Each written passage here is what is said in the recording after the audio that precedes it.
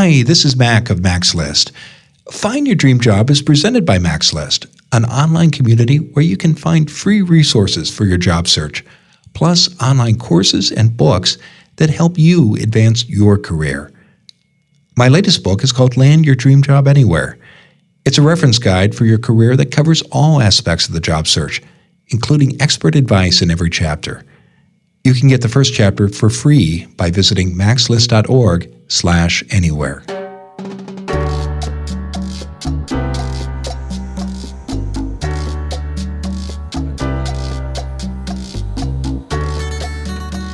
This is Find Your Dream Job, the podcast that helps you get hired, have the career you want, and make a difference in life.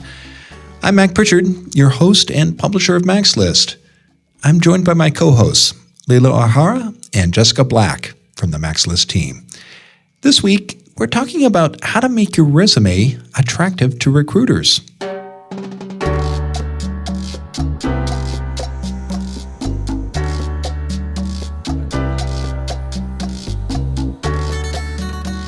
We're recording this episode in 2018, when the national unemployment rate in the United States has reached record lows. But even today, employers receive several dozen resumes for many job openings. Our guest expert this week is Tarunum Khan. She says you can make your resume stand out in a stack of applications. Taranum and I talk later in the show about how to do this. Many of us set unrealistic expectations for ourselves, and that can hurt a job search. Leila has found a list of 8 common unrealistic expectations that smart job seekers ignore. She tells us more in a moment. Does this ever happen to you? You upload your resume as part of an online job application. Then you enter content in your resume into the application's work history fields. Why do employers do this? That's our question of the week. It comes from listener Terry Williamson in Eugene, Oregon. Jessica shares her advice shortly.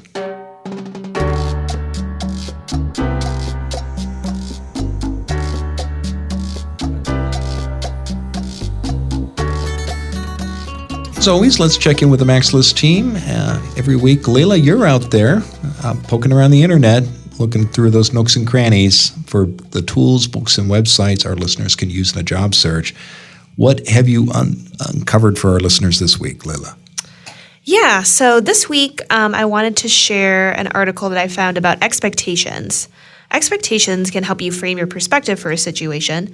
Let's say you're sitting in a coffee shop before you are meeting with a hiring manager for an interview. If you give yourself a little pep talk and have positive expectations that the interview is going to go well, that can give you an added boost of confidence. On the other hand, if you have unrealistic or incorrect expectations, they can lead to disappointment, failure, or change the outcome of a situation. The latters shared 8 unrealistic expectations that smart people ignore. Many of these expectations are ones I've personally encountered in my job search. If you're not careful, these are tricky mental traps that can hamper your success.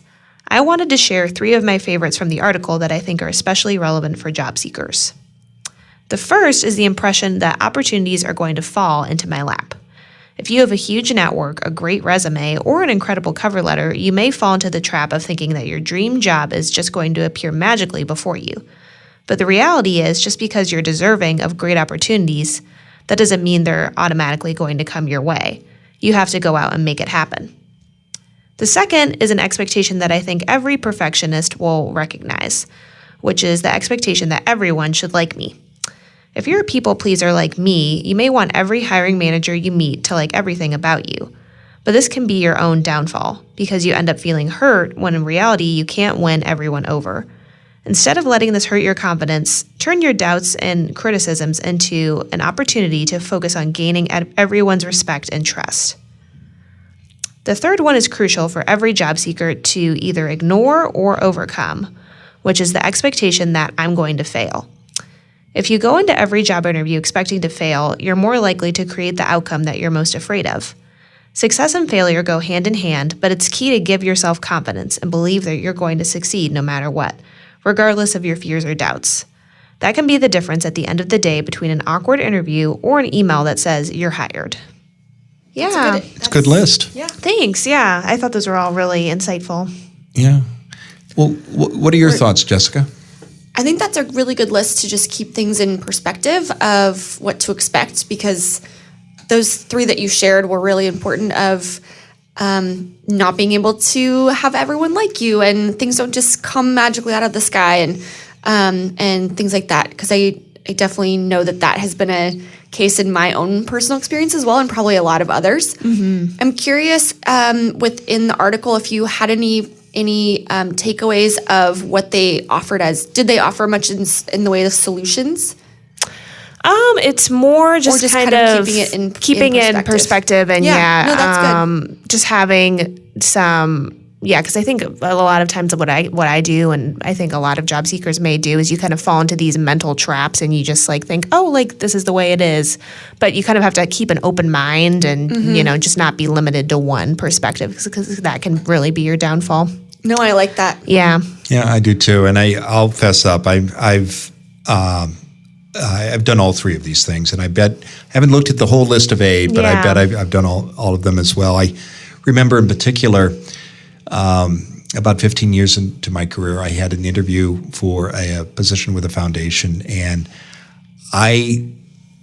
there was part of the selection panel was a U.S. senator, and I thought I was just not going to have a chance, and I talked myself out of going into the interview because I thought I was going to fail. And so I remember how surprised the hiring manager was when I called to withdraw. But at the time I thought, I just can't afford another setback.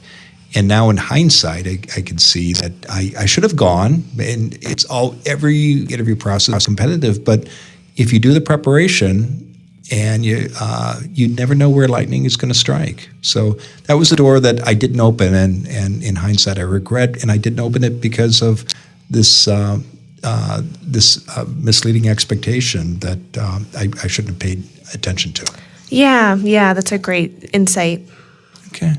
Well, great. Well, I know we'll include a link to that article in the show notes, and if you've got a suggestion for Leila, please write her. Her address is leila@maxlist.org. Now, Jessica, it's your turn. You're up. Reach into that mailbag. So we're going to have to add a sound effect someday, aren't we? Ooh, we should do that. That'd be fun. All right. So what do you hear from our listeners this week? We have a question from Terry Williamson from Eugene, Oregon. And he says, here's my job search pet peeve. When you're applying for a job online and they ask you to upload a resume, but then they also ask you to re-enter all of the information from the resume into a separate work history field. Why do companies do this? And the short answer of this, Terry, is an applicant tracking system. It's really a lot easier for the companies to be able to understand what it is you're offering if you enter it twice. And so there is, I'm sure with those types of systems, they have they're not going through the actual resume, so that's why they're asking you to put it into separate fields where they can sort of run the keyword searches and kind of scan and make sure that you're the right fit before they even look at your resume. And so it is really annoying. I agree with you. It's frustrating and annoying, but it's going to pay off in the long run because if you take the time to do this well, and by doing this well, I mean matching those keywords, because that really is what they're searching for. So make sure that you put in the specific words from the job description that they've listed into your resume. So making sure you take that extra time to do that, which is also very annoying and very frustrating, especially when you've already sent out a lot of resumes and done a lot of applications.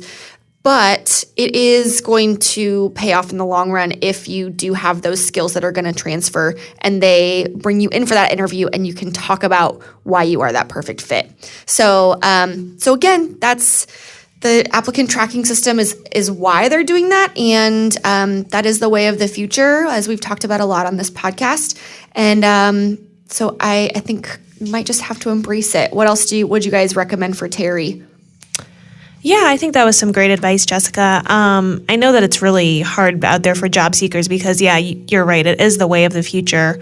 And a lot of really big corporations rely on this. So maybe if this is something that you're just really not enjoying and you don't really see yourself working for a large corporation, then maybe stick to smaller companies. Right. Not every organization is going to use that specific kind, but right. But it is becoming more and more prevalent, and I think that despite how time-consuming and annoying uploading your resume and then re-entering everything can be, it's really important not to rush through that process either, because if you make one tiny little typo or if you just kind of have all these mistakes coming through when you're re-entering that information, that can really hamper your chances.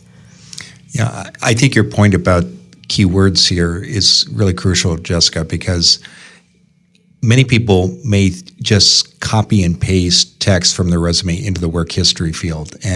But I like your idea, which is pay attention to what matters to the employer, identify the words that matter, and invest the time to do it right. And as you say, Leila, pay attention to the things that are automatic disqualifiers like typos. Because if you do it in a strategic, thoughtful way, you're going to be more competitive than the people who are simply copying and pasting the resume and into the work history. Right. It is more work, both to do the research and do the copying and the writing, but it could lead to a competitive advantage against the other applicants. Yeah, that's right. But it's work, and it is. Yeah. We feel for you, but it does really make the difference. It does, and again, so many people, and I don't think this is the case with our listener, but they just apply everywhere, right? And you really do want to be strategic and thoughtful about where you do apply, and a good application will take you an hour or two at a minimum to do the research and all the work. And so be thoughtful about the places where you do apply and recognize that it's going to take some effort to put together an application. But if you do that and do it well, you'll be doing things that your competitors aren't doing, and that'll give you an advantage. Yeah. Good luck, Terry. Yeah. Let us know how it goes, Terry. And thank you for the question. If you've got a question for Jessica, please send her an email. Her address is jessica@maxlist.org. You can also call the listener line. That's area code 716-JOB TALK, or post your question on the MaxList Facebook group. However you do it, if we use your question on the show, we'll send you a copy of Land Your Dream Job Anywhere. And now we'll be back in a moment. When we return, I'll talk with this week's guest expert, Taranum Khan, about how to make your resume attractive to recruiters. Is a simple mistake keeping you from getting job interviews?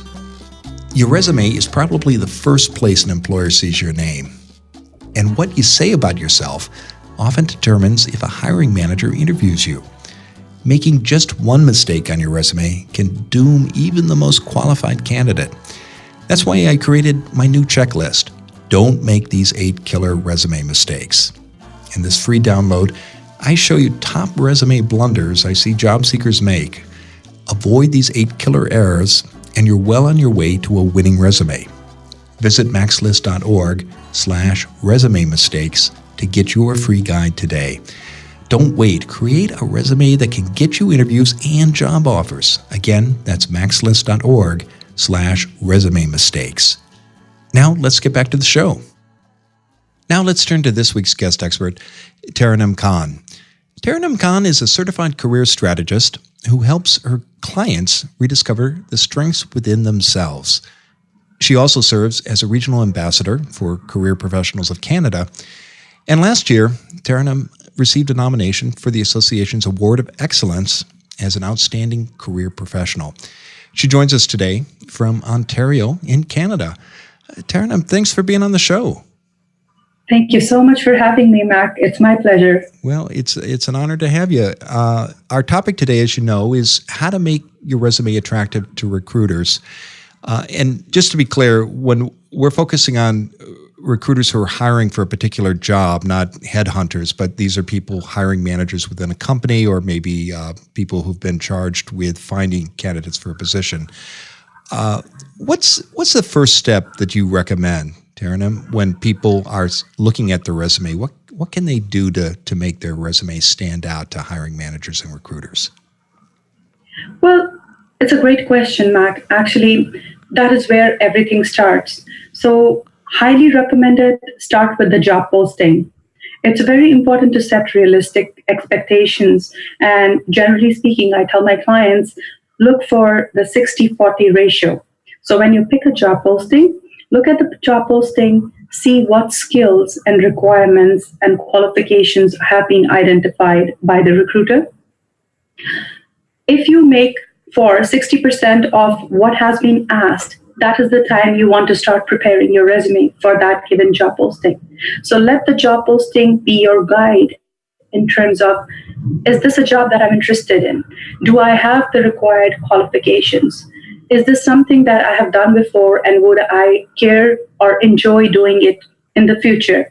Also look at the logistics. Is it something that is commute worthy? Does it pay enough? And all the parameters will fall in place for you.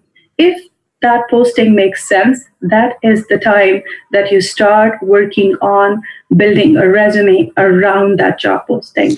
So that would be my first step. Yeah, I like that a lot because I think some people, they want to work and it may be urgent that they find a job, so they apply everywhere, don't they? And why isn't that a good strategy, Taranum?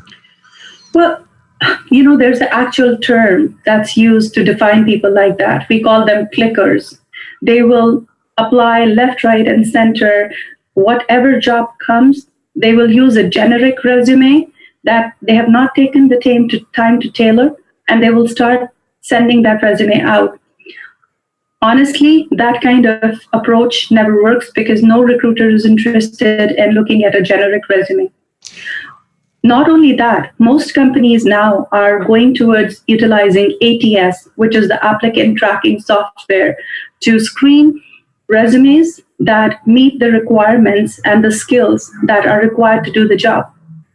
So that approach is very, very redundant because your resume is not going to get picked when it's going to screen itself out from the pool of applicants that are applying. So you need to look at the job posting, look at the keywords, find what matches the needs of the recruiter and what skills you're bringing to the table, tailor it, and then submit. I've never heard that expression clickers before. That's a new one to me, but it really rings true. I think that's an apt way of describing people who do that. And I want to acknowledge that some people, they're, again, urgent. It's urgent that they find work, but they really do need to use their time strategically, don't they? Oh, they do. Because if you're not using the time strategically, you are ending up wasting the time that you need to actually save. So doing the research well will help you identify the job that you can actually acquire. You will make the time.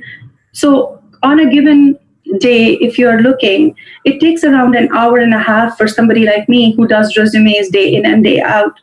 So given that scenario, for a generic person, it takes around 3 hours to build a resume off of a job posting and creating a cover letter and including all the words, the phrases, and tailoring it to the requirements and then submitting. So if you do that well, the chances are if you were to send out, let's say, 7 to 10 applications, you will have at least 3 interview calls. But if you're sending out generic applications, it's not going to get you the results you're looking for.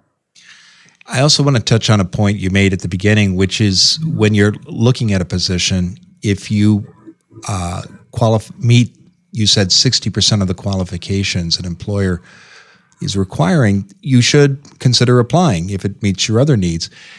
And I think that's an important point that you're making because so many people think if they don't have 100% of the applications or qualifications rather, or 90%, it's not worth their effort. Can you talk more about that and why it can be effective if you only have 60 or 70% of the qualifications to go ahead and submit an application? Sure. So there are certain sections in a job posting. First is the qualifications, then is the must-haves, then is the good to have, and there are certain things that come under the category of transferable skills. So when you're looking at a job posting, first of all, you want to look at the must-haves. Those are the most important. If you do not have the must-haves, there's no point wasting your time. But when it comes to good to have, and that will add an edge to your application. And sometimes, for an example, if you are a teacher and now the position requires instruction or facilitation, it's a transferable skill that you can take from your teaching role into an instructor or a facilitator's role. So same thing, if you are working in a customer service industry, doing it in person, and you wanted to apply for a call center role, it's still customer service and you do have the skills. Those are transferable. You can take them into a call center setting. So you have to look for the transferable skills and see how you can make a match between what you have and what you can bring to the table, and how you can convince the recruiter in terms of, okay, you're asking for these prerequisites. Not only do I have those, but I can bring more to you. Also, the way you present your information is very important here, Mac. I would like to emphasize, sometimes people have everything that is needed, but the way they present the information is not the way a recruiter wants to see it. And if you have not done a neat job on the resume in terms of how you present it, the chances of your resume making it to the human eye gets reduced. So the way the layout of a resume has to be also is very important here. Okay. Well, let's step back for a moment. At the beginning, someone has found a position that interests them. They've got 60% or more of the qualifications, and it meets their other requirements in terms of commuting and the like. And so now they've taken that posting, they printed it out, and they're ready to adapt their resume for an application. And as you said earlier, if you're doing it right, for somebody who is not a resume writer, it might take 2.5, even 3 hours. What do they do? They've got the resume, they've got the posting. What happens next, Taranum? Well, the first thing that you want to do is just get a highlighter or get a marker. So take your job posting, highlight all the keywords, all the must-haves, all the good-to-haves, and the responsibilities that are expected of you in that job. Then take your resume and see what all matches. So highlight all the things that you are bringing to the table, match them to the qualifications. Once both the things are highlighted, let's say you have not put certain things that you were able to highlight in the job posting, you've not put in the resume. That's the time that you take those keywords and you add it to your resume. Now, some people do ask me, oh, but is it not plagiarizing that I'm just picking up those words and putting them into the resume? You have to be mindful how you put it. You have to tell a story through your resume. Either those words have to be a part of sentence that you're going to write in terms of your responsibilities, or they're going to be a part of the achievement that you write on your resume, or they're going to be a part of the profile that you're going to write. So once you have highlighted from the job posting the keywords, the next step is to incorporate those keywords into the resume to be able to tell a story which will interest the recruiter into having a conversation with you. That would be your next step. Okay. And before we get there, let's talk about the structure of a resume that you recommend, Taranum.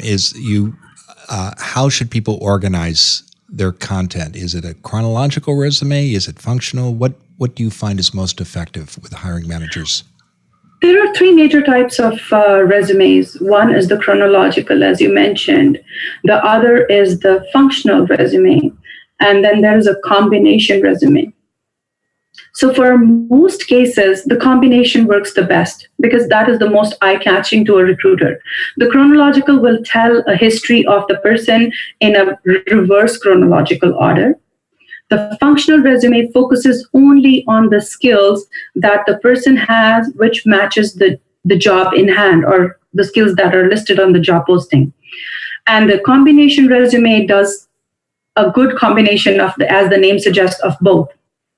Now, also remember, when you're doing a combination resume, the best structure to follow is start with your profile. So I will take a step back here. Start with a header, which has your name, has your contact number, and has your email. If you have a social media profile, let's say on LinkedIn, I would surely incorporate that into the header. Followed by putting the job title that you found on the job posting as the first thing on your resume. Now, again, we have a word that we use for this particular approach. It's called aligning the title. So that shows the recruiter that you have taken the time to research the job posting well. You're picking the job title from there and incorporating it onto your resume. This is followed by your profile. And in the profile, you're telling your story about how you are the best fit for the job. So for an example, career professional, having X amount of experience in handling resumes, facilitation, whatever not. So you build a story, not too long, maybe 5 to 7 lines. Then the next section is your key strengths. Identify 6 to 9 maximum, and these need to be keywords. So for an example, communication skills, negotiation, rapport building, business development. So these are keywords that you will put. Now, this section is followed by, and this is the most important, achievements. Have at least 3 achievements. Not too many again. We just want it to be a teaser. So 3 achievements listed, which are very close to the kind of role or function that is expected of you in the job that you're applying for. And when I say this, to give you an example, recognized as a team member 3 months consecutively, met 100% of sales targets consecutively for a year, awarded, acknowledged. These are the keywords that you want to start your statement with. So these are results that people have produced or have been recognized for. Yes, so those would be your achievements. Now, this section, just 3 is more than enough. And then followed by your professional experience. And here you're listing in reverse chronology, your previous experience. So your job title, the name of the company, from when to when. And under each of these, if you have had more than one, under each of the title, you will give around 5 and maximum 7 bullet points of the responsibilities you had. And the last part that you want to put on the resume is your education and professional development. Now, Taranum, what about personal interests and hobbies? Do you recommend Well, people I include would those? highly recommend that you do not put any of those things. Resumes are evolving by the day. And the standards as of now, and especially if you are a highly qualified professional, the idea is to bring forth the important aspects of what you can do for the employer rather than telling them about what your personal interests are. So focus on what is needed in the job and how can you make the life of your employer easier and more comfortable. So 2 quick follow-up questions for you, Taranum. Let's talk about presentation and let's talk about length. How important is it to pay attention to format? And this is an age-old question about resumes. I'm sure you get it a lot. 1 pages or 2?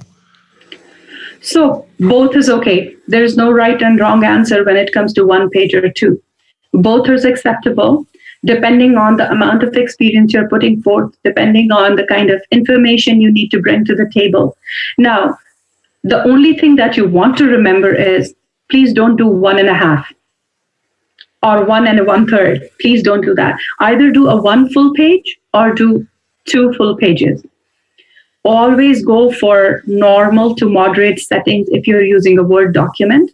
Do not ever do narrow settings. It does not look good.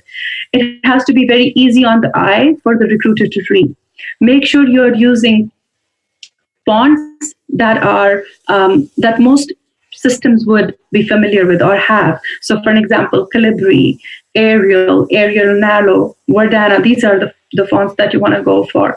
Do not use small fonts just because you want to fit in the information. Always keep it at least a size 11 or 12. That is also very important. So readability is very important. The white space on a resume is also very important. So these are a few things. It should be neat, easy on the eye for the recruiter to read. And it needs to act as an appetizer or a hook for the recruiter to get interested in you rather than giving them all the information. Again, there's another term we use for that. Some people like to take an information dump on. And that is something which recruiters do not appreciate. Yeah, it's not an encyclopedia, is it? It's really, you're putting your best foot forward, but less is more here, isn't it? Absolutely. Okay. Well, I really appreciate the very tactical advice you're giving about fonts and white space, but I also want to acknowledge where we started, which is you got to have a strategy, know your keywords, and be prepared to invest time in an application. This is not something you just dash off. If you're doing it well, it's going to take you 2 to 3 hours, isn't it? Absolutely. And I promise you that time pays off. People who take the time to put in energy and effort into preparing a proper resume and doing a good cover letter, they're working smarter, and they will see the results. In fact, not only this, I would say once you have prepared a resume, it's time for you to have another pair of eyes look at it and make sure there's no errors in it. Because it looks very bad if you are sending something that has spelling errors or grammatical mistakes. It does not give a very good impression off of you. So please take the time to have another person look at it and review it before you submit. Okay. Well, excellent advice, Taranum. Now tell us what's coming up next for you. Oh, I am so excited about contributing to an ebook that is coming out this November, and Career Professionals of Canada is going to be publishing that ebook.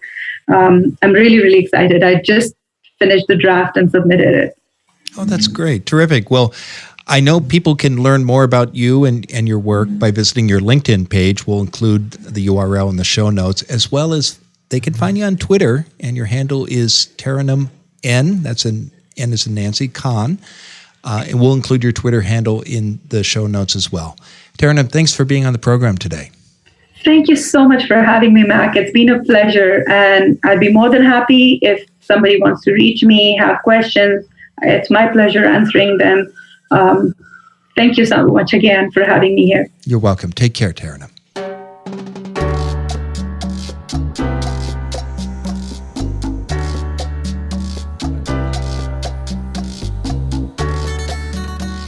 We're back in the studio with Jessica and Leela.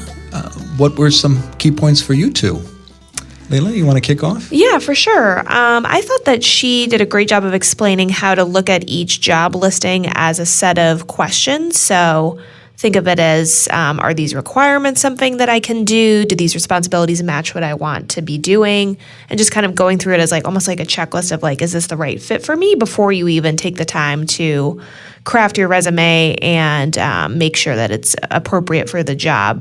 Just kind of taking a step back and thinking about, is this the right fit for me first? And then I really liked the point she made about just taking your time with every single job application, because it does take a long time. I think when you're out there job hunting, you think, oh, I can get like 20 job applications done in a day, no problem. But realistically, that's not really the best way to do things, because you really want to just craft everything to be very specific for that one job listing. That way your characteristics really shine through. So yeah. Yeah, the expression clicker, I know I mentioned that in the conversation. That was the first for me, but that rings true. It does, yeah. And I know people do that because they're looking for work, but it's you got to use your time wisely. You do. Said. Yeah. Well, and like we said before, and like you said just now, Leela, it helps you stand out. People can really tell when you are just, sending out those resumes, 20 a day kind of a thing, and you're not taking the time to tailor. So I really liked her her really practical advice on how to go about that, and her emphasis on really studying the job descriptions and your own resume and making sure that they match up. And I really liked her emphasis on. There was one thing she said about the plagiarism of people saying, "Isn't this plagiarism?"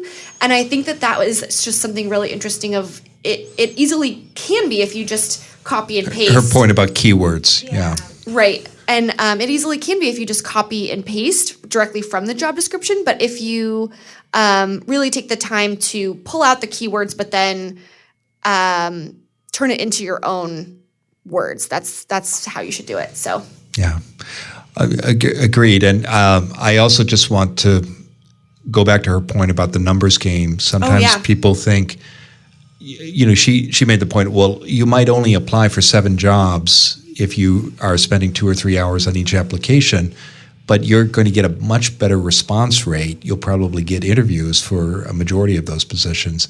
And so many people who, again, play that clicker game, they think, well, if I apply for 100, I'll get, 10 callbacks and 5 interviews. But you're not using your time smartly, as she said. Yeah. Yeah. Well, thank you both, and thank you, Taranum, for joining us this week, and thank you, our listeners, for downloading today's episode of Find Your Dream Job. Make sure you present yourself in the best possible way when you apply for a position.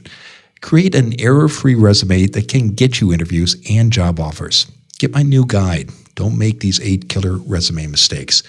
Go to maxlist.org/resume mistakes. That's maxlist.org/resume mistakes. And join us next Wednesday when our special guest will be Carrie Twigg. She'll share her best tips for how to answer the question, tell me about yourself. Until next time, thanks for letting us help you find your dream job.